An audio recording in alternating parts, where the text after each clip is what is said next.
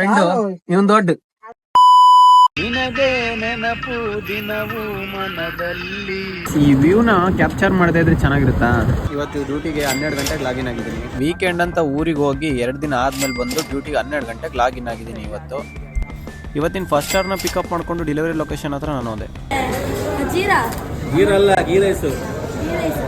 ಆ ಲೊಕೇಶನ್ಗೆ ಹೋದ್ಮೇಲೆ ನಂಗೆ ಗೊತ್ತಾಗಿದ್ದು ಅಲ್ಲೂ ಒಂದು ಸ್ಕೂಲ್ ಇದೆ ಅಂತ.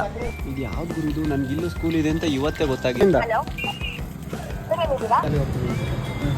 ಸೊ ಲಾಸ್ಟ್ ಟೈಮ್ ಕೊಟ್ಟು ಬಂದವಲ್ಲ, ಮತ್ತೆ ಅವರೇ ಆರ್ಡರ್ ಮಾಡಿದ್ದಾರೆ ಹೋಗಪ್ಪ. ಸೊ ಈ ಗ್ಯಾಪಲ್ಲಿ ಮಧ್ಯಾಹ್ನ ಆಗಿತ್ತು ಅಂತ ಒಂದು ಸ್ವಲ್ಪ ಎನರ್ಜಿಗೆ ಟೀ ಕುಡಿದೆ. ಸದ್ಯಕ್ಕೆ ಇವಾಗ ಶರತ್ ಕಣ್ಣಿನ ಆಸ್ಪತ್ರೆಗೆ ಒಂದು ಪಾರ್ಸಲ್ ಇದೆ.